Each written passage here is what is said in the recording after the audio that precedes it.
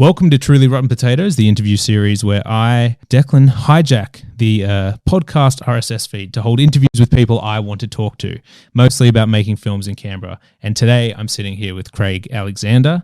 He is the writer, the co-director, the leading actor, and I believe the editor of the new independent feature film Snatchers. And as we've both made indie genre features in Canberra with very small budgets, and we've both recently seen each other's films, I thought it would be great to get into the nitty-gritty and talk about what it takes to make a film. So welcome, Craig. Yeah, cheers, man. Pleasure to be here. First question, what is harder, directing and acting at the same time or acting while your wife is directing? Good question. Probably, let's see, acting and directing at the same time. I've been directed by Shell a lot anyway, so we've been working together for 25 years or something like that. We started a theatre company as soon as we finished school, or finished uni, and then ran that for 10 years and kind of honed our craft a little bit there. So that's the easy part, directing and acting. I don't want to necessarily on the next if I can get to a next one, I'm not going to do that. I'll do a little cameo role a bit, but I think it'd be more. I think it's more fun either side. Yeah, like as in one or the other. Yeah. Did you know I've also co-directed a feature film with Shelley Higgs? Yes, I did know that. Yes. I only found that out while preparing for this interview. And I was like, I knew that name from somewhere. Yeah. I don't think we met in the making of it. And we worked on this film called Fragments, an anthology kind of weird feature about teenagers. Yeah. Teenagers. And I directed one of, I think, 8 little sections of it. But yeah, Shelley was one of them. So we are actually, I know exactly what it's like to work with Shelley as a co-director. Yeah. I've known you as an actor for a long time. Do you know where we first met? I do recall doing was it the little random short we did via Screencraft? Yes, that was it. Yeah. Yeah. I don't know when that was. Got to be like 10 years ago or something. Yeah. Oh, yeah, mate. No, I don't know how long ago it was. Yeah. I have no idea about time anymore. I saw something pop up on my Facebook feed and it said 7 years ago. And I was like, that cannot be right. Yeah. And yeah, but it was called Insecure Digital. Is that? Yeah. Yeah. And I got embarrassed as a boss. Yes. Yeah. You were like a David Brent type character. And I remember we just let you monologue and improvise and stuff. Yeah. It was good fun. Yeah. Yeah. I think in the actual, because it was for Tropfest, so it was probably a 7-minute hard limit. And I'm breakfast sure chips. That's what it is now. It's all coming back to me. Yeah. I haven't seen it since we made it. Yeah. I've only seen it. It's been a while since Some might know you as, is it Pozzo or Pozzo in Waiting for Godot? Waiting for Godot, yeah. Pozzo, I played that last year. I've done a lot of theatre. Yeah. Anyway, so Pozzo was last year with some very talented peeps here. Recently, I do a lot of work with the street theatre here in Canberra. So recently there was Story of the Oars, which was Nigel Featherstone's new work, directed by Shelley, actually that one as well.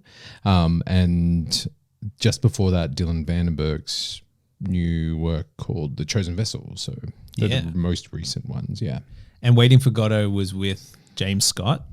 Yeah. From Perform Australia. Yeah, which I'd known James because I used to teach at Perform Australia. Ah, of course. Yeah. I feel like every actor in Canberra teaches a class at Perform Australia. Yeah, pretty much. Well, it's a really good way to make a buck, and they were really supportive of, they wanted working artists, and so they're more than happy for you to ring up at the last minute and go, hey, I've got to go to Sydney for an audition, and they wrangle their end and don't worry about it. And that's kind of what you need when you're a professional artist, running freelance. You need those kind of jobs that can pay the bills in between, but still allow you to just drop everything and run. Because unfortunately, actors are way down the bottom of the barrel when it comes to everything. So we're the last minute things. I used to do some filming at Perform Australia back when it was Carter, and filmed the first year students on camera. And for a lot of them, it was their first time ever acting on camera. Yeah. And we would do scene after scene, and it was always really heavy emotional stuff. Because actors want to cry, man. Yes. Actors want to feel, and it's They want to get aggressive. They want to get in someone's face. Yeah. And like bear their heart out. Yeah, pretty much. But I got to see like people that had never been in front of camera before and had just been in the class for, 8-10 weeks or something doing their first ones. And then I got to see some of those people 10 years later, like go on to do big things and stuff. Yeah, sweet. So will you have been shooting when Brendan Kelly was studying there, or? I didn't shoot with Brendan. He might have just finished before I did a few. I think I did 2 or 3 years, but a lot of people like Nick Stiane, who's in I think I filmed with him and people from his class. I actually ran into one of them at a work event just 2 weeks ago, and they were like, "Do you remember me?" And I was like, "Yeah." Like definitely the name and the face. And she was like, I was in that acting class and I had to do this scene where I was having cyber sex with someone or something. I was like, I don't remember that part, but I definitely remember you. Yeah. So I think basically everyone goes through the halls of Perform Australia at some point. It's a shame they've actually downgraded a little bit and sold off the RTO side of it, the actual advanced diploma and all that stuff, and they're just running like classes now, I think is what they're like, as in just kind of basic classes, not basic, but as in you no longer get an advanced diploma or anything through them. So because that was their thing, right? They were like the accredited university level. Yeah. So I think Warehouse Circus actually bought all their training stuff. So Warehouse Circus is now running their acting programs. Okay. I think so anyway. Yeah. So is acting your full-time gig, or do you have a moonlight as a public servant or anything? I would have much more money if I moonlight as a public servant. No, acting's predominant, like acting and I kind of say storytelling because that's really what I do, because I also do a little bit of videography for all the arts organisations around Canberra. Yeah. So all the kind of promos for the street and all that kind of stuff. I tend to do... Once again, they just kind of let me have a lot of fun with those anyway, which is good.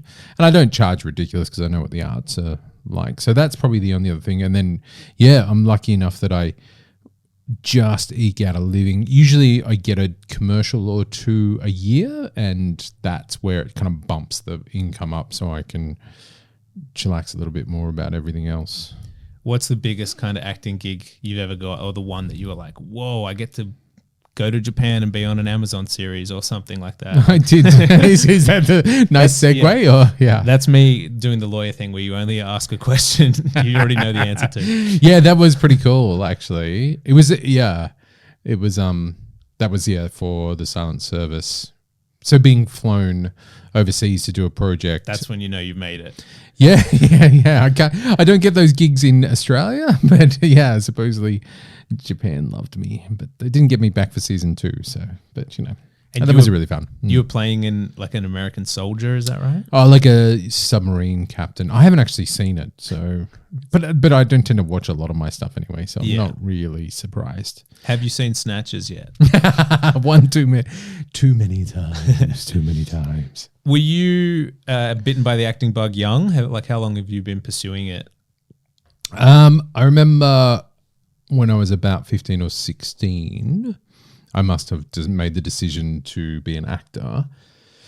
And I went and told my mother, this is, family trauma. I'm going to be an actor. And she looked at me and went, you're not going to be one of those faggots, and walked out of the room. And so my parents have never seen me perform entirely in my life. Yeah. But the only concession to that was that I went and did some IT studies straight after high school because they made me before I went off and studied. So, but the idea was just to appease the parents there and save a bit of money for uni. So I ended up going to uni when I was like 21 and studying acting. Yeah. Where'd you go to? Charles Sturt University, which they don't even have an acting degree anymore. They don't have any arts degrees. Yeah, I knew a few people that did like the TV production thing. Yeah, which was really good. Because the BA in acting was acting for screen and stage. They were pretty clear on that because the TV production unit was there. So you got a whole bunch of on-screen experience. That's great. In like a really well kitted out studio with some really talented people that, are still working on pretty big stuff these days. Yeah. That's really cool.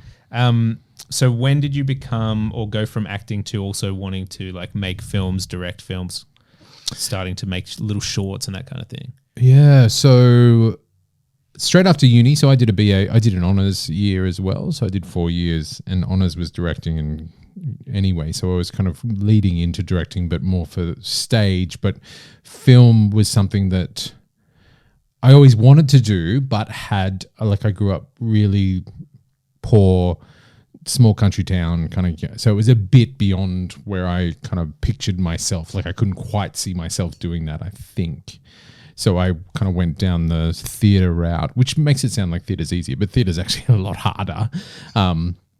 So when we graduated, because my wife went to CSU as well, and that's where we met. When we graduated, we set up a theatre company and just made a whole bunch of theatre for 10 years and toured it all over the country and everything. And so I kind of got lost in that theatre world, not lost in a negative sense, but just I got really quite involved in that. And it wasn't until I was kind of in Canberra, like I dabbled a little bit in Canberra when I came back. So we moved around all over the shop and ended up back here mainly because my wife's family's from here, and was working with Carla Conway and Nick Stannard at Canberra Youth Theatre. And Nick Stannard became a really good mate of mine, and he's one of the funniest bastards in the world. And I'd been really keen to make stuff anyway, and so we started talking about writing things together. And at that point, I just went, okay, so we shot a really bad web series, which was fun and ridiculous. And This is Trainee Bomb Squad? yeah, Trainee Bomb Squad. And I used that to kind of teach me a lot of the like editing and post-production and shoot, like because I hadn't had any of that kind of experience. So I just used that and then just dabbled with like little shorts that I made with my kids and stuff. Yeah. That kind of, yeah. And then, but the idea was always to kind of move to features, or at least, long form narratives. Yeah. In some way. And I'm also, but I still do the kind of theatre thing. So Snatchers was the kind of project that was more a case of like, well, if I'm going to make a movie, I might as well just make this one, if that makes sense. Yeah.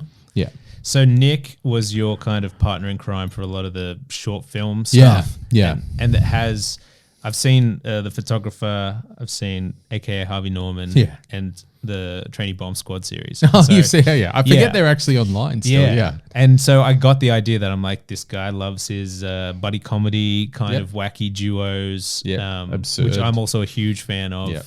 And how would you say those projects, the short films, differ from the feature film? And I want to hear like the whole scope. A short film, for me, is a really good playground, and it sounds bad, but you can churn them out. Like you can actually go like most of those, like the photographer and Harvey Norman, were done as lights, camera, action films. So you've only got your 10 days, and we always never had any idea what we were going to do. Like we got the items and then went and wrote the script, so we could like really challenge ourselves to do it in that time. Yeah, lights, camera, action, for anyone listening who doesn't know, is a scavenger hunt / short film competition where you get 10 days to film. You can't film before or after the 10 days. You have to submit the film. You have to include 10 items and locations that they give you and a theme. So it's Tropfest would have a very vague theme. Lights, camera, action has, you have really to film at all these places. And once you start doing it, it's very competitive. Usually about 30 to 50 people submit every year because there's actual cash prizes. Like the only way you can win money in this town on making films. Yeah. So people take it really seriously. And when you first start, like I think the first one I did was at uni, and I just made something dumb with my friends. And then you see the ones that are winning best film and everything. And some of them are going home with like $2,000 cash. And the way that they were doing it was the opposite of what you just said. They're not just waiting till they get the items. They're planning it well in advance. Yeah. And they're making sure that their script has a malleable part that can include whatever items and locations are given to them. Yeah. So that's the ones who win play the game like that. But then there's always people that are like us that just like, let's just make something. Yeah, well, I really like, and something I've learned kind of being an artist for a long time is the constraints help creativity. And so I love being thrown into something to find it, as opposed to like, yeah, I'm a bit, I don't know, probably ADHD in that sense that I can get a little bit unfocused and just go, oh, let's just, like, I'm better on a project that just kind of dives in and goes for it than a kind of extended planning period, which was one of the trickiest parts about doing a feature, because you have to. It just keeps going. Yeah. And it's like, it's a marathon, not a sprint. And because of that, you're just running out of energy. But now it's like, hey, you have to still be editing this thing. Yeah. Hey, how's the edit coming? You got to do the sound mix. You got the colorist coming in soon. And yeah. That's one of the biggest. Yeah, that's the one thing I really got frustrated with, or just burnt out over. Was post production. Like you know what it's like. You have to do what you have to do to finish the project. Yeah, and I think that's one of the biggest things. Like you kind of learn is that you are like the finishing. A lot of people don't finish. Yes. You know what I mean? And so it's hard to just go, and you might get like, there's things in the movie that I'm not happy with, but you go, well, I have to get the end result. So that's what I have to do. You don't have the budget to go and reshoot entire sequences. Yeah. You just have to deal with what you've got and hopefully tell the story. Well, let's get into Snatchers more specifically then. This is your co-directorial debut. You were one of the 2 leads in it. So you're on screen for, I'm going to say 75% of the film, if not more. Yeah, probably, And then you're editing it yourself. You're co-directing it with your wife. Just quickly give us the elevator pitch for anyone who doesn't know anything about Snatchers. Yeah, so Snatchers is a black comedy thriller about a couple of old friends who try to make a quick buck by selling the organs of a fresh corpse they discover at the hospital they work at, but they get thrown a huge curveball when the corpse actually wakes up just as the scalpel touches flesh. And so I'd love to say hilarity ensues, but it's more about that kind of moral question of, do you go through with it or not? Yes. Because she's still worth a squillion. Yeah. Now, you were the sole writer on the script, is that right? Yeah. I mean, I had lots of people kind of inform it. Yeah. But yes. And how does the writing in Snatchers compare to Beckett? If you just come from Well, Beckett is very unusual, and Beckett's an amazing writer. I don't know if you've ever read Godot. I mean, Godot and that absurdist theatre world does seem very, what's the word, like difficult to kind of get into. But once you start to study it and analyze what he's really saying, like it's phenomenal the depth that he adds. Snatchers is nowhere near that. I mean, some of the, like, there's some great stuff in there that I'm really proud of. And I mean, it's won some awards, the screenplay and stuff. So some people think it's good. Yeah. But yeah, there's something about, one of the things I really learned with Snatchers itself is the next one I want to say even less. In some of the shorts I was doing, I was really good at cutting back on the text to try and say as little as possible, where I did one little thriller which was kind of about kids' revenge against against politicians not doing anything about the climate at all. And I probably didn't say quite enough because no one understood what was going on. Yeah. And so Snatchers probably, there's still some stuff. Like there's a lot unsaid, but I would try and say even less.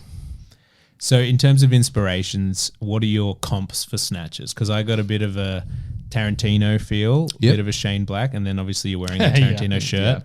I got a bit of like the Jonathan Teplitsky, like getting square spit, kind of like Aussie, somewhat dumb criminals getting into situations. A little bit of Disappearance of Alice Creed. I don't know if you've seen that one. Yeah. It's great. Actually, a great movie. Yeah. When I first was shopping it around, everyone went, have you seen Disappearance? Because it's the same story. And I'm like, and it even has some elements. And I'm like, oh, damn you. But it is like, if you're trying to put a feature together and you're like, what can we shoot with 3 people in a house? And it's got that similar kind of kidnap a woman, 2 criminals. What are we going to do with her? That kind of stuff. But it's like black comedy, it's dark, it's dialogue and character driven. What do you say? It's a bit like this, it's a bit like that. Originally when I was pitching it, I said a little bit of, I think I'm trying to remember what I did pitch it as, like a little bit of Shaun of the Dead style comedy, as in catching that black comedy with a bit of the Autopsy of Jane Doe. Obviously, if you've seen the Autopsy of Jane Doe, it's actually much more horror it's actually terrifying, but a phenomenal film if you like horror. Yeah. So I was kind of pitching that it was kind of sitting in there, but it's actually because, and this is where it got a bit tricky when I was pitching it around, I was playing with a lot of kind of genre. And so there was a lot of kind of, like I wanted to sort of mess around with some gangster stuff. And so that kind of Guy Ritchie, Lock, Stock, that kind of storytelling. Yeah, I know what you're talking about, where you do like a character's telling you a story within the story. Yeah. And we cut away to a bunch of gangsters around like a poker table. Yeah. And they're kind of narrating it while in the scene. Yeah. Like looking at the camera and saying, so then I says to this guy, Yeah. So I think that's how I was pitching it. I'd have to pull out the pitch deck again and have a look. But I think it was that kind of stuff. Like Locks, Lock, Stock meets the autopsy of Jane Doe with a healthy dose of Shaun of the Dead. And where were you pitching this? Did you take it to the pitch fest that Screen Canberra did? Yeah. I originally, I had actually developed it quite through ScreenPod when I did it, which must have been 2019 or 2020. We're in the pandemic because we're doing it on Zoom. So whichever those blank years we've blanked out. Yeah. So I obviously pitched it around a little bit there, but I didn't have the script finalized then. So it wasn't until the later pitch fest, which I saw you at and stuff, that I had the script in place, which I was pitching around. So that was more, and there at that point I'd already kind of lined up a bit of financing. So I was chasing sales and distribution more than someone here, give me some money to make the movie. So, yeah. And did you have any success from the pitch fest? Did it introduce you to anyone or have anyone pick it up? Or no, not at that point at all. Like, it was a little bit of interest from Odin's Eye, which we're still talking to, we're sort of back talking to again now for international sales. Yeah. But it was also a case of the guy, I can't even think of his name, Derek, who pitched there, who really loved it, left. Oh, It's one of those stories, you know. Yeah. And part of the, I mean, you're kind of different because you pulled in a couple of names, which you were lucky enough to do. We did go out to a couple of names, but we just didn't have enough money to offer anyone. And so anyone we went to was a no. And as you know, without a name attached, it's really hard to get your foot in the door. Yeah, absolutely. So, So the inspiration for the story, it's semi-based on this old novel called The Body Snatcher. Yep. And that's from like the late 1800s or something. Yeah. So it's public domain, and that's is that part of what? So and you kept the characters' names from it. Yeah. Because I was wondering while watching it, I go, who would be called Fetz? Yeah, and then What kind of supposedly name is that? it was someone in a review said we pronounced it wrong. Oh yeah. Like I think it's meant to be fetus. Fetus. Yeah. But no, like I don't care. That's the Aussie twang. Yeah, you know? yeah. So like let's talk the actual writing side of it. Yeah, so man. you write drafts in like 2020 or like in COVID times? Yeah, so we kind of step back a little bit, and the original idea was a stage adaptation of that play. Yes. Of that story I was really interested. I'd just done some storytelling work, like I'd done a vampire play during COVID where it was me playing a theatre critic who gets, it's a phenomenal play called St. Nicholas by Conor McPherson. He gets sucked into a coven of vampires and becomes a familiar for this lead vampire in London and is bringing girls home. Like, it's a really cool little story, and it's purely that storyteller thing, which I really love. I love playing a character that just tells a story. And so I was looking for something else like that, and the Body Snatchers, I was looking through all the kind of classic horror stuff, and I think STC had just announced they were doing an adaptation of Dracula, and I was like, because that's what I wanted to do. Oh, yeah. And then I found this one and went, oh, this is kind of interesting. And at the same time, I was really loving things like Black Mirror, and so I was really keen on the idea of contemporizing it and putting a little bit of a sort of late stage capitalist dystopian element to it. And so then it was just a matter of, putting pen to paper, which, as you know, is painful. Yeah. Have you written a lot of feature-length screenplays? Not feature-length. I've written plays before. This is the first feature-length, and it's not like it's only an 80-minute script, so it wasn't that 3-hour epic. Well, as someone who used to email Netflix and say you should have a category called tight 90s. Yes. And they finally did it at some point. I very much appreciate like an 80-minute, 90-minute movie. Yeah. Well, I knew that that's what, because I was kind of writing it for myself kind of idea in that, like, you got to sort of picture your audience, and the best I could do was kind of picture what the movie I wanted to write. And I got 4 kids. I'm like usually exhausted. If you're going to go, like, it has to be a really good movie if you're making me watch more than an hour and a half. Yeah. And there is brilliant movies, but yeah. There's such a difference between, I really want to see that and it's late at night. And even if it's 8 o'clock on a school night. Yeah. And you go 2.5 hours. I'm going to watch this in like 3 separate sittings now. Yeah, I'm going to watch 45 minutes, and I'm going to come back tomorrow, and I'm not going to have the experience of watching it start to finish. But if it was 90, I could click it and watch it. Yeah, I watched Goodfellas with my daughter. I'm trying to instruct her, and I love the kind of 90s, 2000s era of cinema. I just think it's the best stuff. But Goodfellas, and we watched it and stopped it just when he started to get into the coke trade. Yeah. And then came back, and I'd forgotten that it just kind of drives through to the end. So we stopped it because she had to go to bed or something. Yeah. And then there's like a half an hour where it just kind of runs through, and it just lost the whole drive of the film, breaking it up like that. So yeah.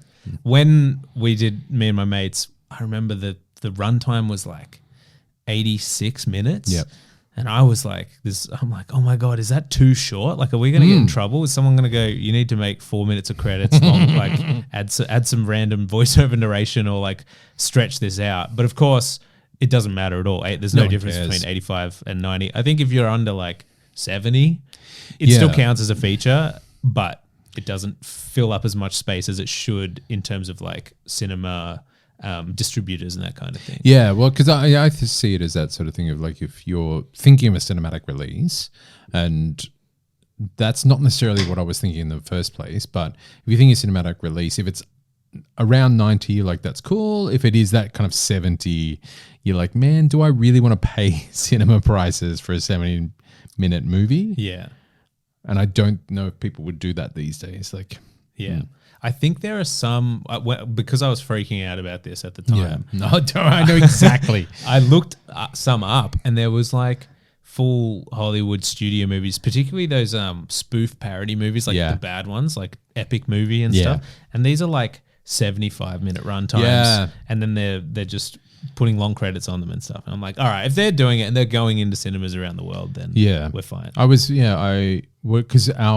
one of the very early edits was really short, but that was because we were missing, like, we had to do some pickups and stuff, and so, but like the sort of first cut was only about 65 or something like that, and I'm like, this just felt really short, and I knew there was probably like another couple of scenes that was going to be about 10 minutes anyway, so I wasn't too concerned. But then I saw a really bad horror movie on Netflix that was 68 minutes, and I went, oh, see, they're doing it. It's okay, it's fine. Yeah. I also appreciated that you did something similar at the start of your movie, which is the premise you talked about, which is 2 guys have got this body. It's a Jane Doe. It's a dead girl. Yep. They're about to harvest her organs, and she wakes up. She's not dead.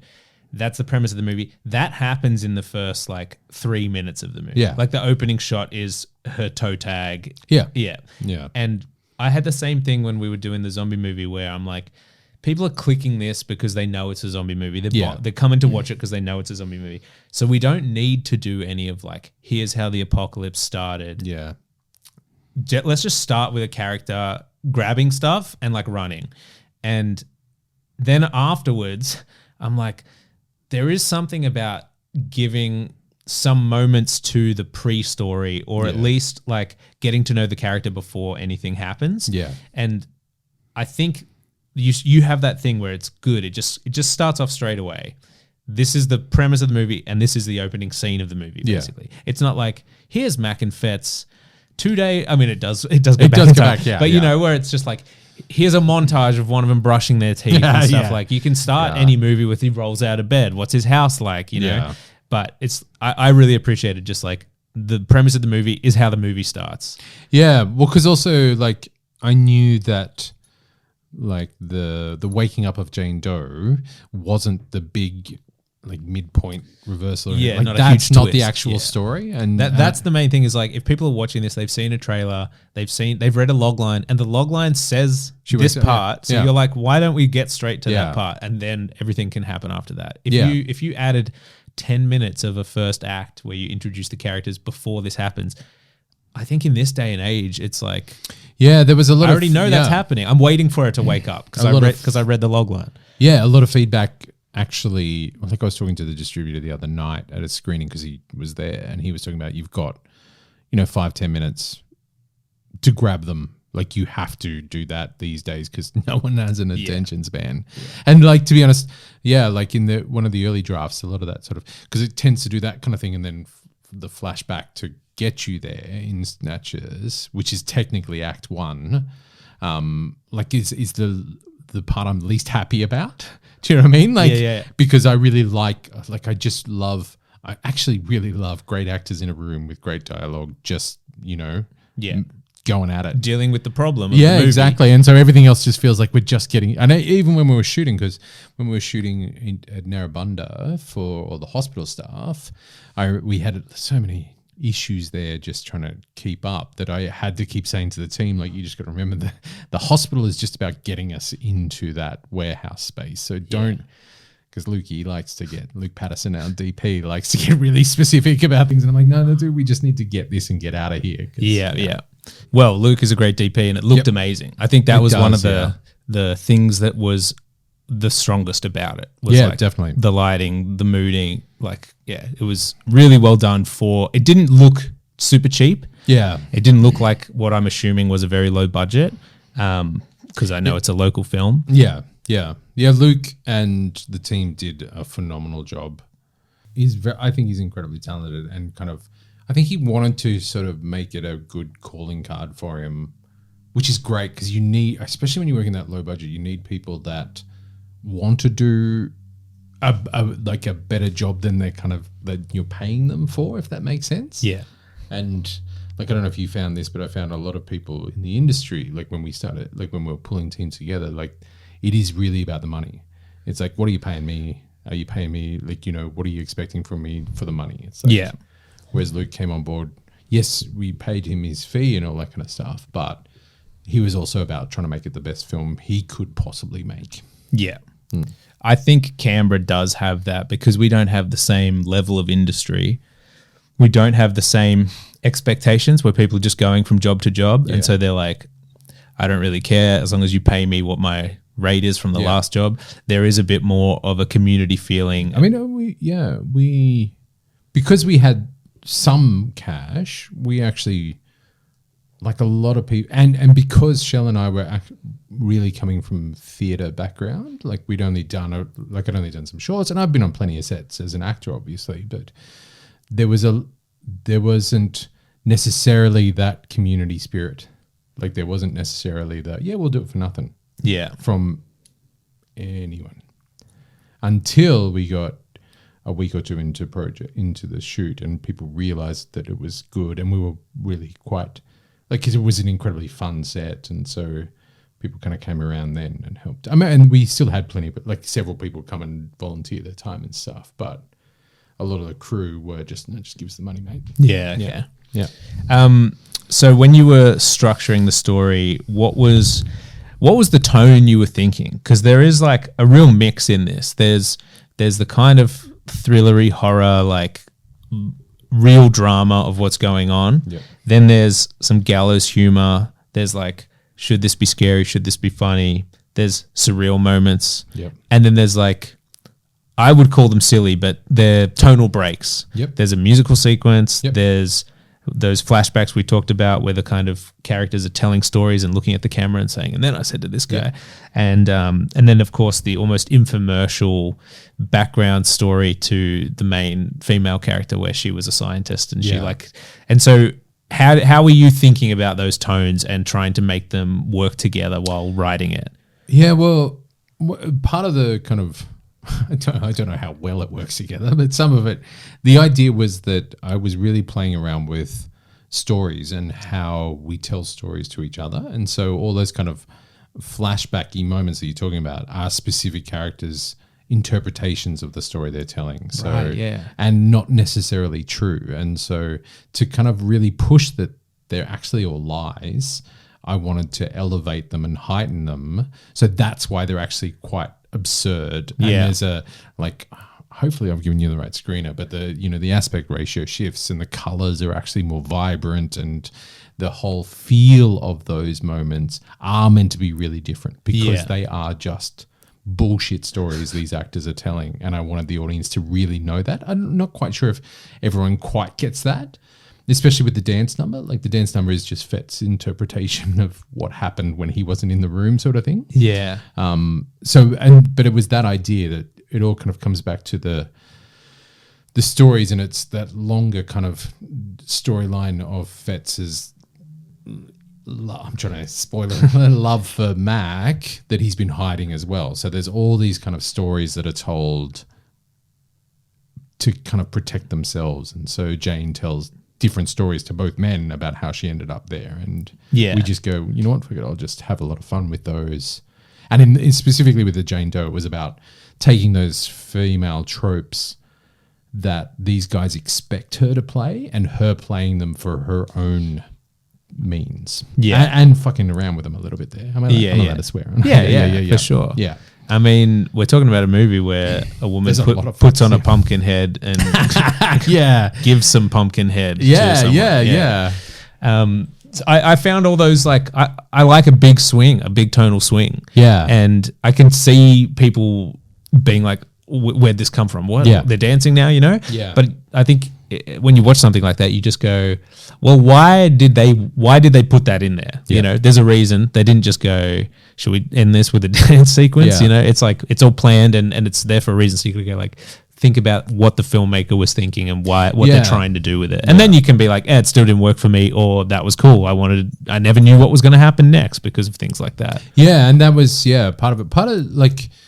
We kind of talked about influences like Tarantino and Edgar Wright and Guy Ritchie and stuff, and like any of that kind of people. Like one of the things I love about them is that they kind of never let realism stand in the way of telling a good story. Yeah, literally telling a good story, and that's what I love about some great films. Like where you can just like Tarantino does a great. Kill Bill Volume 1 is my favorite film.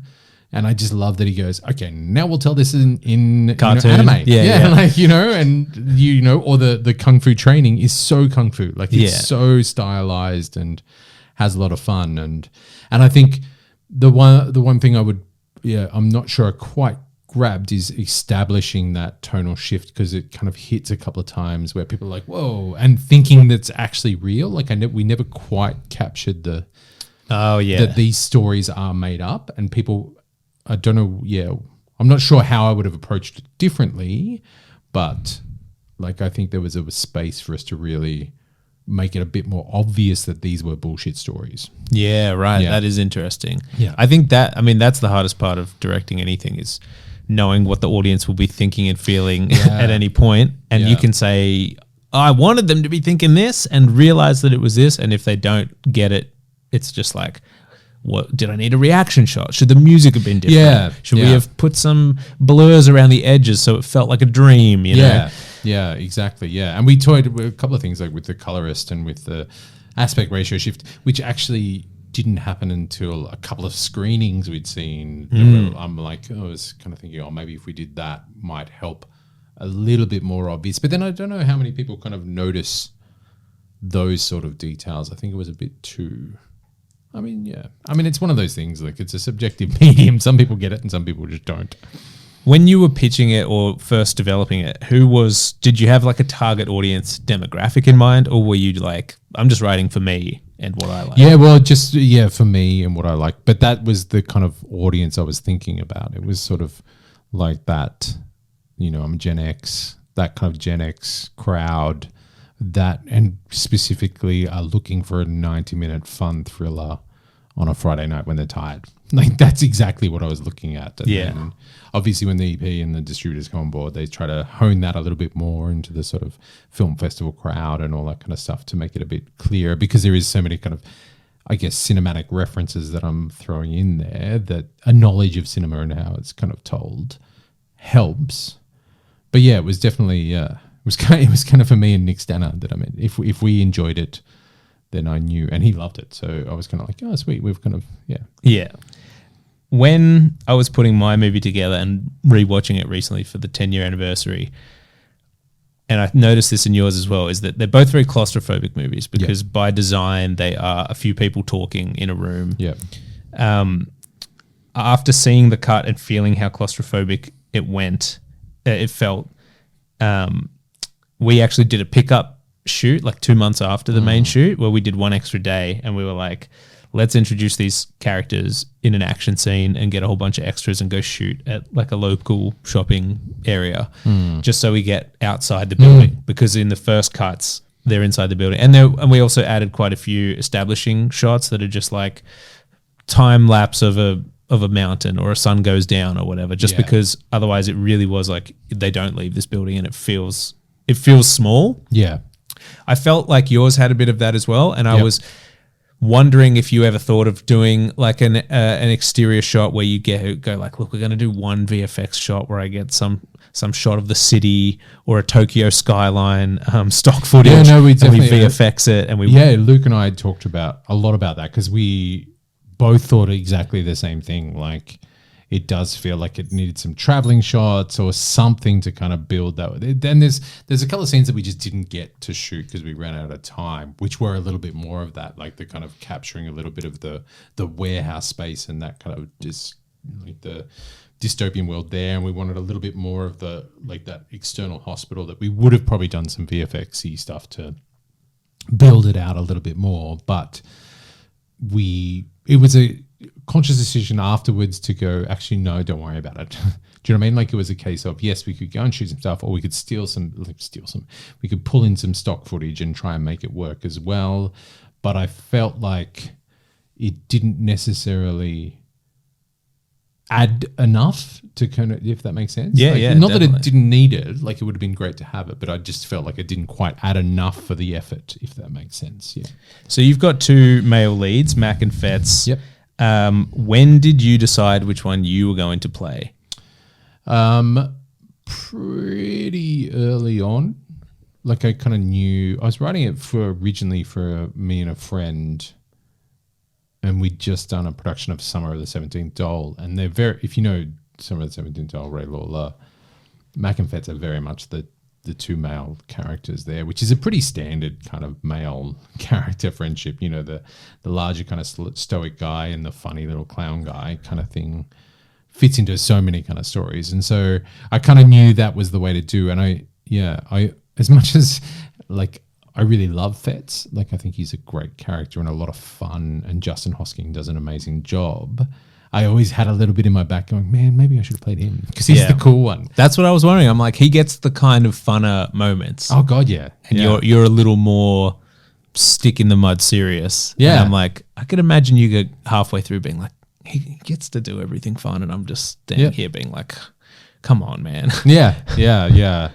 And but I also want to, I kind of wanted, like, I don't mind that too much because it was just you just do what works best for the story. And like, as much as they're both probably very much me anyway, just both sides of the coin regardless, I wanted the idea that Fetz especially, like, it would be more tragic, Fetz's end, if you liked him more than the other guy. Yeah. And so that was very conscious in the start to make Mac not as likable as Fetz is. Because you wanted to be the last man standing. Well, no, I wanted it to be more tragic that Mac is the last man standing. You don't necessarily want him to be the last man standing.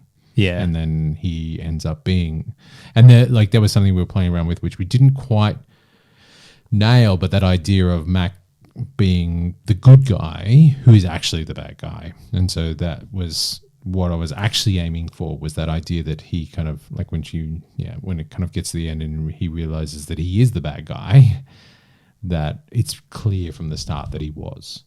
And part of that is why he's a bit more like, yeah. So when did this film become real to you in terms of like financing or how you got it funded and you're like, we're actually making this now? Yeah, probably when we got we got a financier, like an investor that was happy to loan us against the producer offset. Yeah. And once that was secured, we knew we had enough to do what we needed to do, or what we could do. Obviously, we ended up spending more money because that's just how it works. But once that happened, it was like, damn, yeah, this is going to happen. And then, probably when you lock in dates was probably, or when we casting, yeah, because we originally had someone else lined up for Fets, but just couldn't lock him down well enough. And there'd been a few conversations with other people that had worked with him, and that was a name who were like, you should be really careful about that. So we went, okay, yeah, we'll, just go cast based on pretty much exactly if we can find a great Fets, we'll just go with that as opposed to a name. And once we locked in Justin and Hannah, that's when it started to feel like, oh, damn, we're doing this. How many days did you shoot?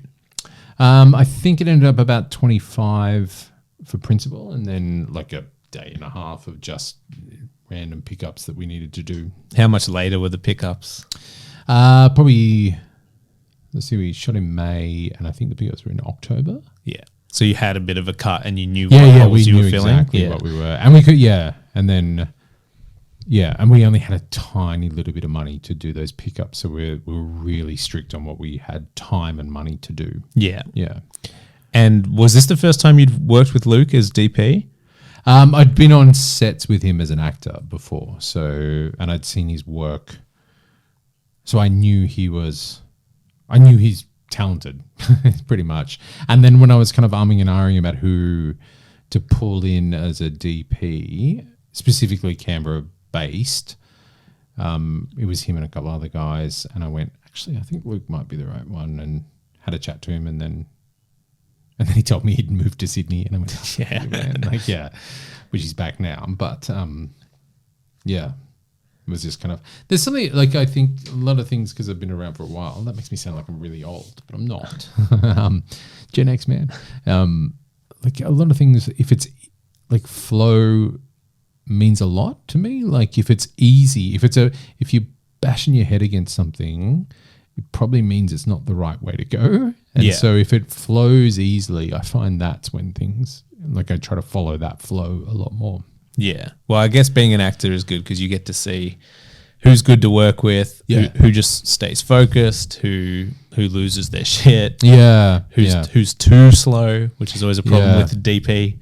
They want to get that lighting just right.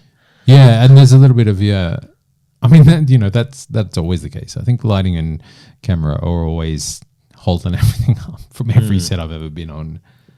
Next time I just did a couple of episodes, or an episode of a new series coming out on Stan, and the first was such a cranky old bastard, but we were so on time. Yeah. And I would make sure I would do that. I would get a cranky old bastard. Yeah. That just puts the fear of God in everyone. Yeah. I remember on ours, the first just had such a look of exhaustion and like frustration. And it was because the camera guys are always just five more, and then we're ready to go. Yeah. And they come, hey, it's been 5. And then you see them whisper and they go, oh, we're just tweaking this thing. And the guy's like, and then as the director, you're kind of like, look, I got to wait till they say it's ready. Yeah. Every now and then you got to walk in and go, all right, guys, can we shoot? Because sometimes they'll finally get it ready and then they'll just start chatting or whatever. And you're like, can we do this? All right, can we roll it? And they're like, yeah, whenever you want. You're like, oh, come on. Yeah. So you edited it yourself. Like what program were you cutting on? What was your DaVinci Resolve. So I've been working Resolve for a long time. Yeah. And what was your editing schedule? Are you just doing nights after work? Are you doing work on weekends? No, after the shoot, I took a couple of weeks off after the shoot just to kind of recover, because it is exhausting. And I got really sick, and so after that then I dove in, and I didn't actually have any work on at the time. So you just getting up, staying in your pajamas, editing? Yeah, pretty much. Yeah, like get the kids to school, go and edit, and then Luke and I. So Luke was helping out on the edit as well. So we'd be feeding things back and forth to each other. I was going to say you need someone to feed it back to if you've directed it, started it, and then you're editing it yourself. That is a hard task. Yeah, and I wouldn't do that again either. Like, I don't think.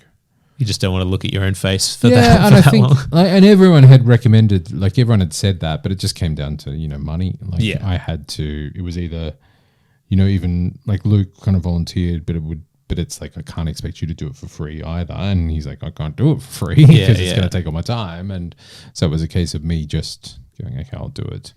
But yeah, I think the biggest thing is you kind of being like, it's not necessarily bad. I think writers should edit at some point. Like, I think they should edit their own work to get used to that process and see what you can actually do to a performance and to everything afterwards. But I would prefer on the next one or something just to go palm it off and let someone else show me a cut and give some notes. When you're acting, how do you know when you've got it? When are you just little things like, oh, my head should have been turned a little more to camera or something. You can't really see that. You can have a stand in and you can set it up, but then you've got Shelley watching the monitors. Yeah. But you have to basically rely on her to say, hey, your eye blinked weird in that one. Yeah. Yeah, no, definitely. And I also had Ashish and Luke had been hit up that I was on camera. So it was obviously, like, I didn't ever watch playback unless it was something really vital that we needed to nail. Yeah. Like, I just trusted. Timing thing. Yeah, like, unless that, because I kind of had the edit in my head anyway. So, and Luke and I had done quite a lot of work on storyboarding and everything. So we kind of knew exactly how it was going to go together. So if the three of us, like if the four of us, so Ash, Luke, myself and Shell, like if those three were happy, then I was happy and we'd move on. Yeah. And then, I mean, there's still... But then you get in the editing room and you go, I would have loved to have put a bit more spice on that line or... Yeah. I mean, we'd done... Yeah. I mean, there is a few moments in there that, I would have probably done different, but it was just, like...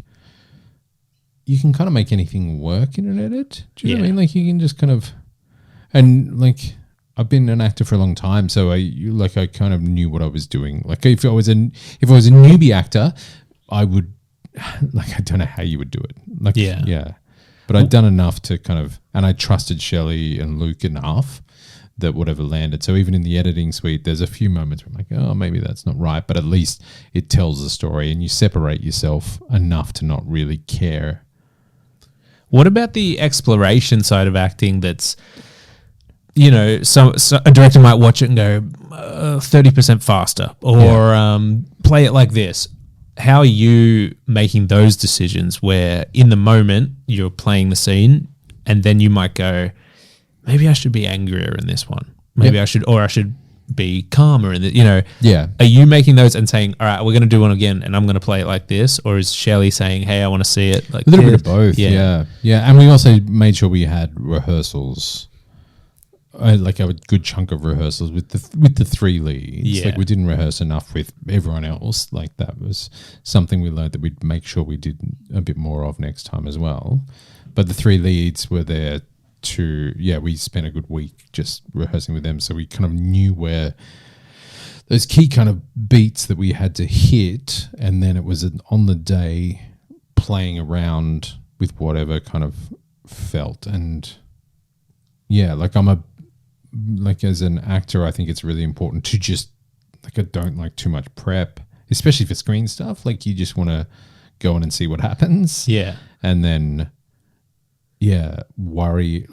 And I think more than anything, you're just trying to give a couple of good takes to let the editor deal with, which unfortunately was me. Yeah. But you know what I mean? Like I'm not precious about it at all. And how often are you directing in the middle of a scene with your scene partner?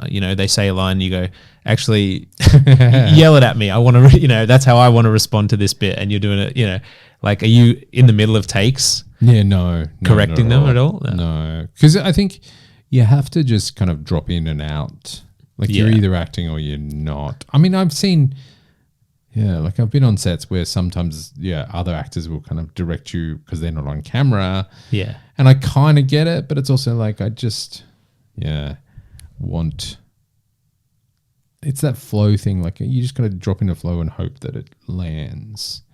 And that's where one of the good things about doing like being on a film set is really fun if you're in one of those kind of head roles because you're busy.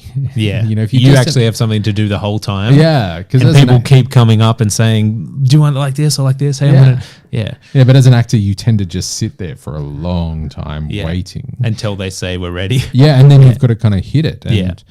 And so it actually helped a lot to just be dropped into it because you didn't have to overthink or anything like that. You just had to deal with it. And, sometimes it nails and sometimes it doesn't, but that's just kind of the way it works.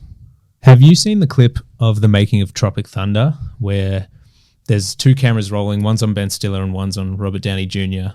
playing Kirk Lazarus, and they're like face to face, and Kirk Lazarus is saying all this crazy funny stuff. It's like a really intense moment.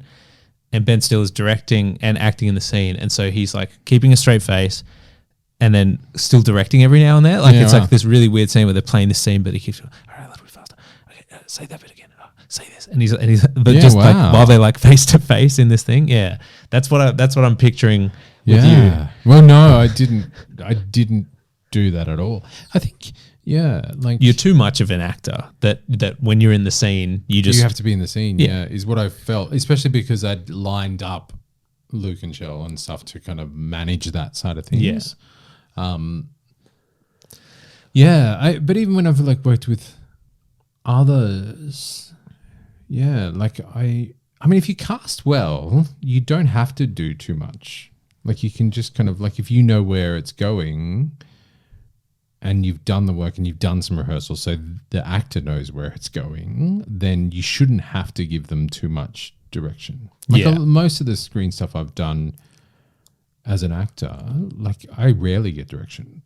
Like, and it might just be, can you just stop on that mark? Yeah. Do you know what I mean? Like the direction is a lot more like not creative and more technical. Yeah. It's like, sorry, can you use your left hand now? Yeah, exactly. And I think that's kind of the, like if you've got decent actors and they've cast right, I think that's the biggest thing. You've got to make sure they're cast right. Then it's just like you just let them do their thing. Yeah. And then if you know it's going AWOL and rein them back in a little bit. Yeah. And I think it helps being the writer as well, as you probably know, like what that scene's meant to be about. So it's easier for you to kind of explain. Yeah. Or get them to where they need to go. And also, if you know what you can do in an editing suite, you also know that, I'm only after that bit. Yeah. So you do whatever the hell you want. And I just need you to nail that bit. I remember a moment doing my film where there's 5 people in a room and they're all talking. And one of the actors said, can I like, what do I do when they're not, and I'm like, it doesn't matter because the camera's going to be on them and we're going to cut around. But they're like, well, I want to be doing something. Can I walk around? Can I pick up some stuff, And I'm like, okay, go for it. Yeah. And so they just wanted to be active. And that was something I hadn't thought of because I was very inexperienced and had just written, it's 5 people around a table talking. Yeah. But I now understand that and I would write a little towards that. Yeah. Make sure that like everyone has something to do. Because they don't just want to wait 90 seconds till they say their 2 lines and then they wait another, while everyone else is talking. Yeah, I also think that's part of the actor's job to be alive in those moments anyway. Yeah. Like, some of the best acting I've seen in the world is when people aren't the focus. Yeah. Do you know what I mean? And so that's part of your job as an actor is to be alive in those spaces with whatever.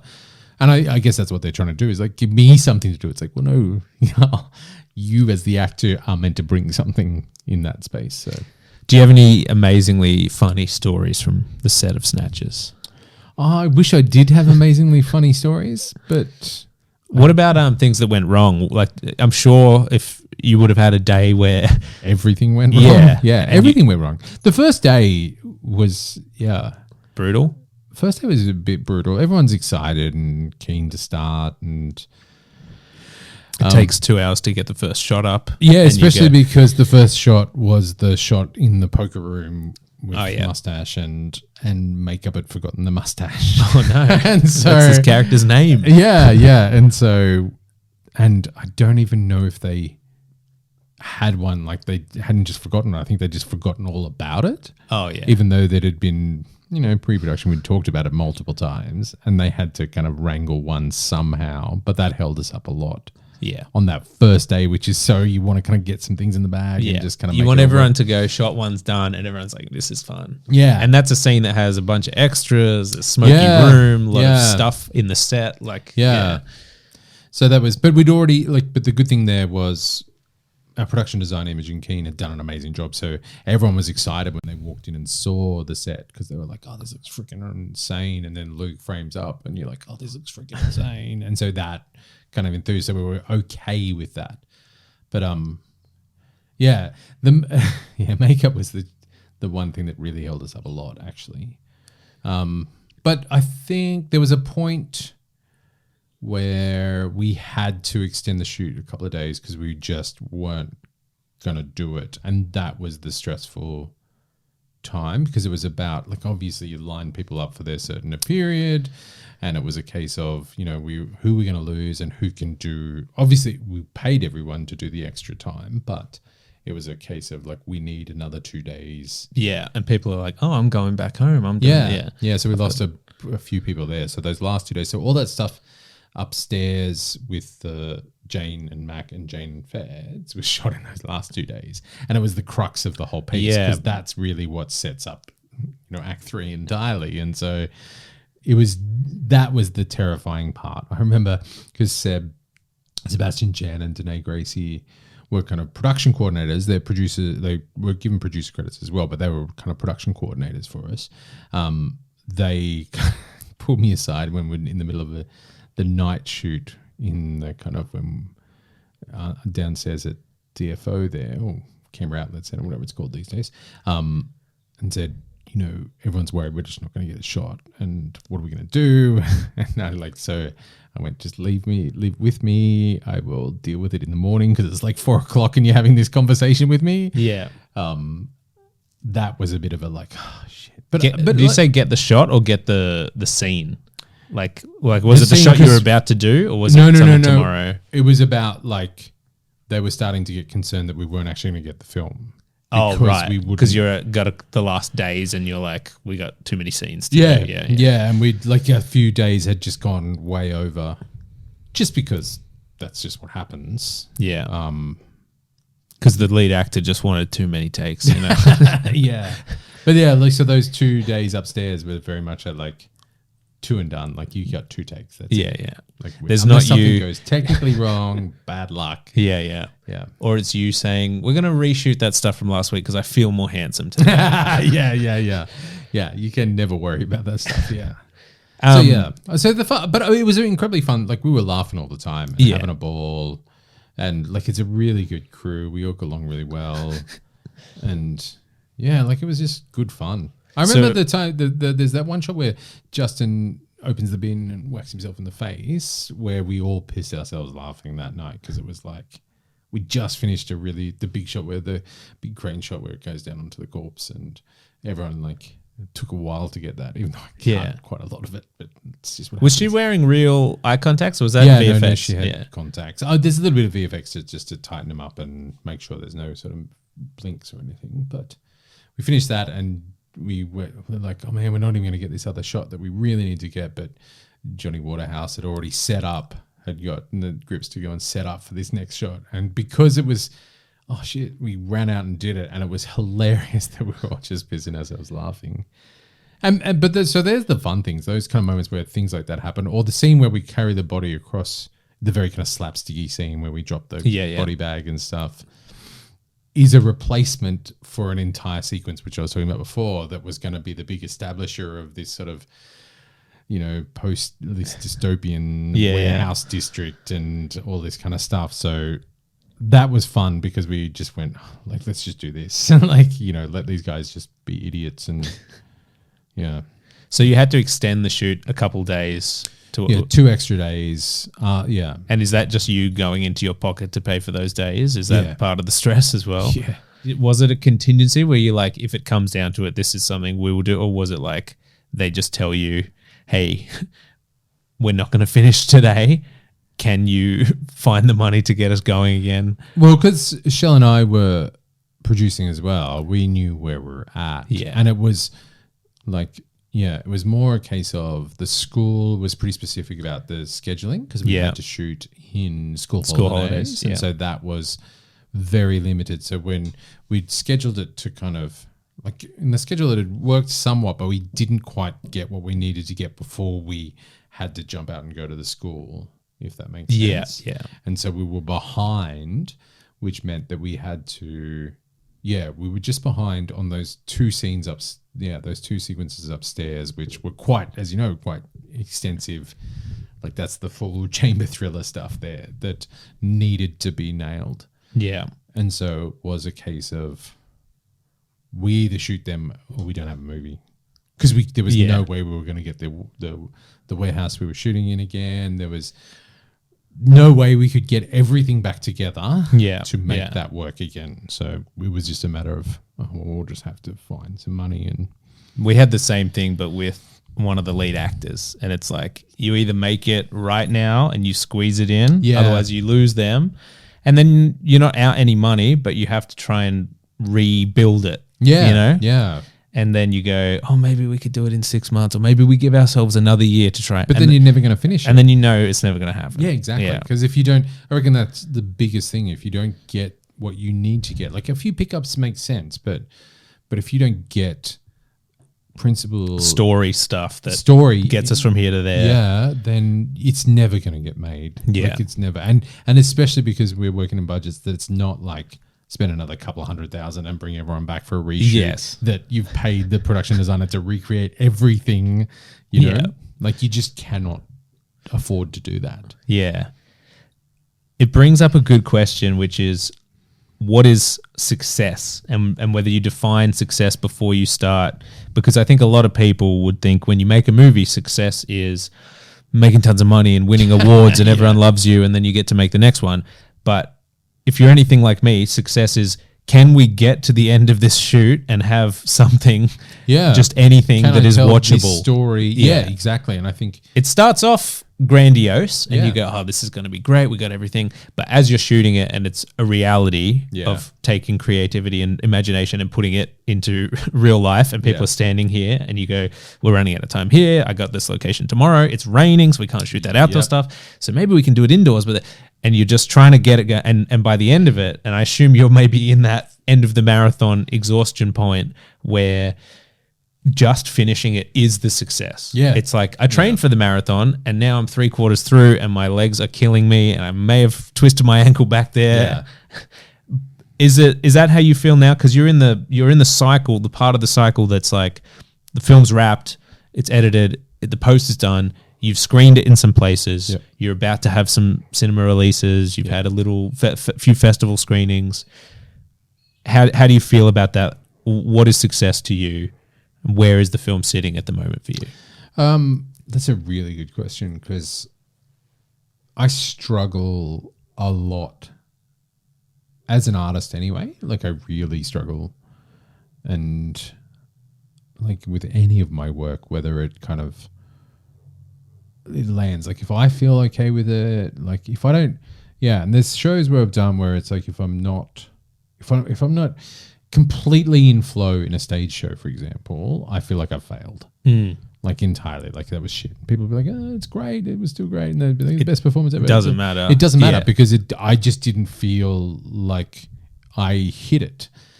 And so with a film, it's a bit of a different beast because I think some days it can hit. Yeah. Some audiences it won't. Yeah. Exactly. Like I think there's definitely that, you know, some people hate it, some people love it, some people are just like, it's a movie. And, you know what I mean? Like it's just the way it is. Yeah. And so I think, I mean, once we got into Rain Dance in London, that was a bit of a like, oh, damn, we did something pretty cool because other people internationally have kind of gone, hey man, that's really important. Good. Yeah. And we had some great feedback from other people, like from industry folks, and like we got a handwritten letter from the Austin Film Fest going in the mail for some reason, going like, dude, it was really great. We just couldn't quite fit it into everything else, but we loved it and all that kind of stuff. And so you get those little things. But I think, the finishing, because very few people finish things. Yeah. I think that's the biggest kind of, and I'm struggling because at the moment I'm a bit like, I just am so over the movie, and that's just what happens. Like, and everyone had warned me that you just get over, you just get sick of it, and don't read reviews because they're just going to bum you out. Something shocking, or give you a false sense of hope. I mean, we've had some great reviews, but we've also had some shit reviews as well. But that's the same as my career as an actor as well. I've had some in the same show great reviews and critics walking out in the same show. So there's also the level of film that it is. Proper reviews, like published anywhere, even like a blog or something, is you're so excited for it because you just want anyone to see it, and you think anyone who reads this could potentially. That's why it hurts when the reviews are bad, just because you're like. You're killing the baby in the crib. Yeah. If you guys just give it some support, it might find some legs and it might get in here. And yeah. So I think it's So I'm in a different place at the moment. Because I'm a bit like just burnt out from the movie and from like being an artist, like an actor and a filmmaker and a theater maker, and all the things that I do is exhausting. Yeah, like you're just always on the hustle because you, like at the moment I've got a couple of little gigs lined up, but I have absolutely nothing lined up for next year. So it's back to the grind of like, okay, what the hell do I do? All that kind of stuff. So that hustle gets you down. And one of the things I think is really important, like in London, so Shell and I went to London for Rain Dance, and Rain Dance is a huge festival. Like there's so many people there and, big names and all that kind of stuff. And so it felt really cool, but you are just another film in that festival. Like you're not the opening night festival. Yes. Yeah. You are just another film in that festival. And we were kind of talking about it, about how much fun we had making it, and realized, and it's something I think I've known for a long time, but you forget a little bit that the only reason you can do something like make a film or make a show or write anything is because you love doing that. Yes. Because if you put anything else on it, it's gonna destroy you. Well, not necessarily let you down, but it's just gonna, like, it should be just about the creation. Rick Rubin talks about that. If you've ever read his book, a lot. It's just about the joy of creating. Like the rehearsal room for a show is my favorite space because you're just creating.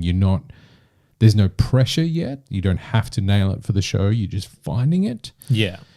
And that's one thing I do love about screen acting is that you don't have to nail it each take. You just keep trying until you've got it. Yeah. And then you can forget about it, sort of thing. And so like that joy of creation, like that's something I have to continually remind myself that's what it's about. Not, I mean, yes, you'd love more work and you'd love more money to make another one. And I mean, like we're in a good position because, the film looks great and it's finished, which a lot of people don't quite get.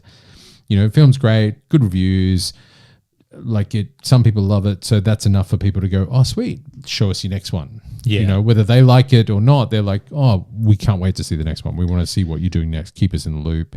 And that was always this process. This film was always about that. It was about opening doors for everyone. Like, so not just me and Shell, but for Luke to be able to go, here's something great I made. Yeah. And hopefully get some more work. But on the flip side of that, I do think the worst thing you can ask a filmmaker who's just maybe at the premiere of their movie is, so what's your next one? Oh, yeah. Because you're at the end of that marathon, like, I don't know if I ever want to walk again. Yeah. When are you running the next one? It's like, well, I must admit, I came out of Snatchers like keen to make another one. It's only now after the sort of all the distribution and the exhaustion of like getting audiences when you just don't have money and all that kind of stuff. Yeah. And that's where it gets more exhausting, like more burnt out. Because I kind of want to just push it aside and move on to the next one, but it doesn't. It's not done. Yeah. It's like part of your job now is this promotion side of having to sit with some idiot in his garage and like talk about it over and over again. Yeah. Yeah. Which I don't mind. Like I'm really enjoying this because you're talking about some interesting stuff about it, not just, tell me the story and what was your budget and like those regular Q&A questions that you always get. So yeah. I do have one question that have been thinking about for anyone who's made a film like this, and that is if you could remake the movie tomorrow with the same level of resources, like your cast, crew, budget, financing is the same, what would you change if you could have a second crack? Yeah, I would rewrite Act 1. Yeah. Yeah, there is lessons you learn, isn't it? Where you just go, that doesn't need to be like that. Yeah. They say this too many times. I have that in mind. I said it at the Q&A for mine where I'm like, the characters just... And I remember the editor said this to me when we were cutting it. Yeah. He was a Colombian guy. He'd only been in Australia for like a year, so his English wasn't even that good. He learned how to swear from this movie. Yeah. But then certain things are making him laugh, and I'm like, oh, you get it? And he's like, yeah, he's saying this. But he would go like, man, they just keep talking about the plan. What's the plan? And I'm like, well, they have to. They're in the zombies outside, But when I watch it now, like that is the thing that probably sticks out the most. Where I'm like, I should have added a subplot here, or had them go do this or something. Yeah. No, that's definitely, I would definitely rewrite, because I think there's some things that I wasn't. You don't know it till you see it. And also I think I should have trusted myself a little bit. There was a few, and Act 1 is the stuff, like, so all that kind of hospital stuff is the stuff that I cringe a little bit at, because I'm like, I know what I'm trying to do, but I haven't quite got it. And some of that's it lands, painful. Some of it, some of it is perfect. Like some of it is exactly what I thought it needs to be, but some of it just didn't.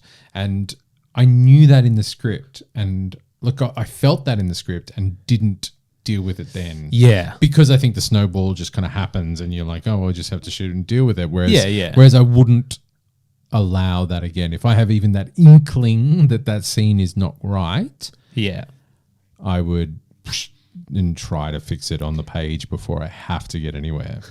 You know? What do you think you're most proud of in this project? Doing it, finishing it. Yeah. Like, I think that's... Yeah, I'm actually pretty proud of the film. Like, it looks great, sounds great. The story's really interesting, and I think performances are great. Like, everything about it is great. Like, I'm really proud, but probably more than anything, just the fact that it's finished to a good standard, like to a really high standard. Yeah. Yeah. And do you have any major regrets? Or is it just those little... Oh, just story things. Story things, really. And Shell and I, talk about it occasionally. We know exactly where we went wrong, and I think that's a good thing. And that's something about the work we've always done is you kind of debrief yourselves afterwards to work out, well, okay, what would we have done differently? And I just know I was talking to another writer friend after the Canberra screening, and I was saying that I just know there's a better version of that story. Yeah. And do you know what I mean? Like, I know it and I know exactly how I would do it now. And that's the kind of regret. But I don't even know if that's a regret, because it's just like... Yeah, you can't have foreseen that. That's just, that's a hindsight thing. Yeah. I've got a lot with my movie as well, where I'm just like, the way everything is staged and blocked is terrible. And I'm like, that's just a kid who didn't know how to block a scene. Yeah. So he's like, I don't know, put the camera here. But now I'm like... Yeah, you could make that so much more interesting. You could really sell the moments with camera movements and stuff like that. Yeah, definitely. And I would be much more like, because I was coming from theatre as well, lent on Luke a little too much in that, whereas I know what I'm talking about, if that makes sense. And so I would be very much more like, no. Did you have it all storyboarded out? Yeah. Luke and I did storyboards. Hand drawn? With some Storyboarder. App? Yeah. Which is a great little... Luke loved. So Luke did most of the storyboards, and then I just fed in. I mean, the script, I'm very visual in the script anyway, so it kind of says exactly, virtually, Craig Mazin and John August. Listen to those guys. It's just that, like, I bought their book. I'm waiting for it to come. Yeah, I'm gonna get it too. Like, they just direct on the page. Like, I'm a big fan of that. Just say, and I knew I was gonna direct it anyway, so I didn't care. With all that kind of bullshit of like, don't direct on the page, it's like, no, just tell them what you want to do. Yeah. And so it was pretty clear there, but I would be even more kind of, which is why on the next one I would prefer to be behind the camera a little bit more, because I could be more driven with some of that stuff. Amazing. Yeah. All right, let's say someone is listening to this and they're a young filmmaker and they want to be a director. Yeah. What skills do you think they need to possess? Like what are the actual on the ground, your personality and your skills that you should have to direct a film? Quick processing, because you got to make decisions really quickly. I would also encourage some acting lessons, so you know what we actors do, so you can guide them or at least know where they're coming from. And I would also just don't be a dick. Like everyone says that, but we never, like I don't think I ever got shitty. But I'm pretty chill anyway, so like that probably bends. I mean, Shell was also... She got to be the she bad was cop. the bad cop and had to sack a few people and stuff, which Oh, is really? really frustrating. But, you just have to do the right thing for your team sometimes. That was kind of lucky. I won't go into the details of it, but it was kind of good because Shell and Seb took those kind of roles because they were like, no, you're on camera. You need to actually go and focus on that shit right now. Yeah. We'll go and deal with all this stuff. So there was a few little dramas about that sort of thing.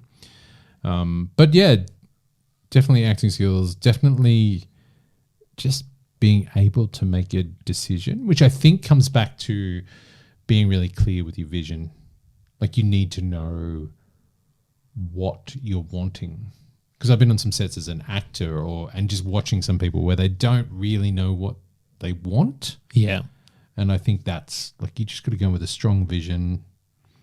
Like that, like Snatchers looks exactly like I wanted it to look. Do you know what I mean? Because I came in and this is what it looks like. This is what it is. So every question came up was this, like I'd already thought about it. And you've been on so many sets from everything from big commercials, theatre, plays, Yep. and I assume student films, Yeah. uni students. I assume they lean more towards not knowing what they want exactly or not knowing how to get it and communicate it. Yeah. Sometimes someone's like, there's some great, like emerging filmmakers that really kind of understand. But like Caitlin's amazing on set. Like she's amazing on set. She knows exactly what she wants and also is good at like just getting a whole range of things out of actors. Brett and Kelly I really enjoy working with as well. So I'm really looking forward to seeing their movie. Yeah. Yeah. But yeah, there was one student thing that came through my agent once. This was a while back, and I showed up, and it was this like kind of a obscure script, but it had a name attached as the lead. So I was like, oh yeah, I'll go and do it. And I was playing the lead's husband, and I showed up, and there was all these extras out the back painting their faces to look like zombies, but like literally just kind of like really badly. Yeah. Just putting a bit of under the eye shadow. Yeah. And I went, oh, is there a makeup? Oh, no. And then I think they took about 3 hours to get set up for one shot. We shot that, and then it was like, they just had no idea what was going on. And I left. I went, okay, look, you're not going to get to my stuff, so I'll call it a day. And they're like, oh, okay. And then got in the car and went, you just need to pull me off. Like called my agent, and you just need to pull me off this project. This is the most ridiculously unorganized thing I have ever. Yeah. You're like, I have witnessed. Some standards. Yeah. And then I don't know if it ever got made or anything, but yeah. But so I've been on a couple of those ones, which are really, because most of the time it's just people that really want to just tell stories. But I also think there's a disconnect from people knowing what that actually entails and what they think it is. So yes, like one of the things I'm good at is knowing a lot of stuff. Like because I shoot as well, I've done audio. Like I've done all this stuff for theater, and similar with theater. Like I kind of have done all the sort of roles so I can understand it to tell the story better. Like I think a director should understand a little bit about camera and should understand a little bit about sound and should understand about production design and costume design and all that kind of stuff so that you're not kind of like, so you can make informed decisions as opposed to just like, show me something. It's like, well, sometimes you do have to do that, but like you need to just know. Yeah, because you're the leader of the team. Like they need to trust you. You can't be sitting there going, no, I don't know. Try it like this. I don't know. Yeah, and look, sometimes you do get to those points where it's like, I'm not really sure. Let's just fuck around and see what we find. But when you're, when you need to get a shot, like there's some there's some sequences there which we just rewriting on the spot, like, and you probably did the same, where you just like, we're not gonna have time, we need to do this, and you come back with an entirely new scene because you're like, this is what we just have to get because I just need these moments, so let's just cut everything. But I wish I'd kind of done that earlier. Yes, does that make sense? Because if you get to a point where you go, I can get away with this, I should have done that back in the draft. Yeah. Because rewriting is like, can be patchwork. Yeah. And you can be like, oh, but what about my perfectly planned screenplay? Yeah. And then you go, hey, on the day, we're not going to get this scene, but to get from here to there, we need a bit of connective tissue. Yeah, exactly. Yeah. And so you're trying to make it, And the big climax, was completely rewritten because we were running out of time. And there was a lot of stuff that we just stripped it back. And I think it works better because it's so stripped back. Like sometimes it does work better, and you go, I didn't need all that other stuff. Yeah. Concluding here, what's the best way to support you? Where can we go and see Snatchers? Yeah, so it will be in Limelight as of Tuggeranong Limelight in Canberra as of December 11. Is that a one-off or is it there for? I think it's there for a week. A week, yeah, that's amazing. I think the distributors got us for a week. Oh, look, it'll be a couple of sessions at least.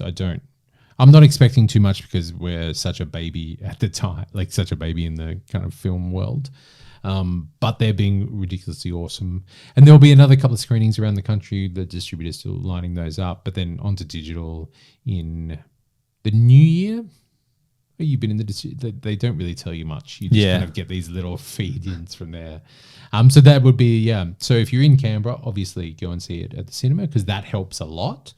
But even when it ends up on digital, wherever that ends up, so if it's on iTunes, rent it for a couple of bucks, or if it's on a streamer, watch it because just those views help. Because it's really about, I'm not sure if I said this before, but this was always about having a project that gets us to make more stuff. And so the more people that watch it, whether you like it or not, helps because it's like, views. They all care about how many views you have. Yeah. Well, that's it from me. Is there anything you'd like to ask me before we wrap this up? I'd love to know, exactly how you would, similar question to you. What would you do differently for me and my mates? Just being more mature and knowing what's going on more. I could be a lot more, have a stronger vision with the extras. Being more confident to go up and talk to people and be like, I need you to stand here. I need you to do this. We're going to reshoot it like this. It's really just like assumed knowledge that I now have that I didn't have. Yeah. There are minor things like shoot it better. We didn't have enough money to build the set, that kind of stuff, which really hurts it. If I'm making the same movie with the same resources, I could definitely do it better. Yeah. But which is a frustrating feeling, isn't it? Yeah. But it's also like if you're doing something different, I think you have to be in control of everything from what the logline is to the poster to the genre to the way the trailer's going to sell, and know who that audience is and really sell to it. And we spoke a bit about this at the 10-year Q&A, where if you don't sell the movie to the audience that it's intended for, they're the ones who are, if you're a zombie fan and you're going to a zombie movie, you want to see certain things. And so it's you actually have to fulfill the promise of the movie that you've promised. But when you're like us making a really low budget, 5 guys, in your case, 3 guys in a room talking, you don't have, you're not competing with an episode of The Walking Dead or something. Yeah. You're like, this has to be small by necessity. But the audience who are watching it, most of them are never going to know the constraints the movie was made under. So it's like, can you just give them what you've promised them? Yeah. And if it's a thriller, it's got to have some twists and turns. It's got to if it's a dystopian sci-fi, they want to see those elements. That's what they've paid for. Yeah. And so that's what I really if I'm giving anyone advice, it's know exactly who the movie's for and give them and if promise them, give them the promise of your premise and make sure that it hits the notes that they're expecting. Yeah. And go out of your way to make sure that happens a number of times. Yeah. So if it's a zombie movie, Lots of zombie You need stuff. some amazing zombie kills. Yeah. You know, you need to see all the zombie movies and go like, what's been done and what hasn't been done, and how can I do like the crazy Australian version of that or whatever it is, just so they're going, oh yeah, that's the movie that has X and Y. And if that means like we need to have a pyro budget because we need to blow up a car or whatever, it's like you actually have to do that, because if you're giving them a movie where no cars get blown up and there's not enough cool zombie kills, they're going to be disappointed. Like, and that's really interesting, because in Rain Dance they put us in their kind of horror weekend, and like I hadn't pitched it to them as that, and I think, and a couple of people said, oh, I wanted gore, I wanted horror, I wanted like violence and death, and it's like, and you know, like the guy who did our Q&A and hosted us was the Horror Society of London or something like that, and he's like, I just wanted more, like I love the film, it's fun and it's great, but where's the violence and gore and the zombies? And that's exactly what I'm talking about, because you don't have control of that. Maybe you had horror as one of your subgenres when you submitted it, but your movie isn't a horror movie to me, and it's not. If you're a horror fan who's like, what am I watching this Halloween? I would not say you should watch Snatchers, because you're going to go, that wasn't scary. Like it's not. And you're not making that movie with, this scene is meant to be tense, this scene's meant to be gory. That's not how you built it. So if someone sees it under that they're going to be disappointed. They're starting from the wrong ground. And those are that's exactly what I'm talking about. It's like, know exactly where your film sits in genres, and just make sure it hits some of those things as well as you can. Like, I also think if you're making an indie film, you do need a name, and that doesn't have to be an A-list American actor. But like, find someone who's had a TV show in Australia or has some Neighbours star or a Home and Away star. No, definitely. I think I resisted a lot of that just because I'm a jobbing actor in Australia anyway, and I'm like, you don't freaking need names, but the industry doesn't give a shit. They just want a name. Someone has to be on that poster. The only reason people would be watching my movie 10 years on is because Jim Jeffries is in it. And I would say if you're like setting up your feature, your indie debut feature at the moment, like whatever your budget is, add an extra 50,000 and try and find someone, because that 50,000 is going to get people to see it and review it and sell it.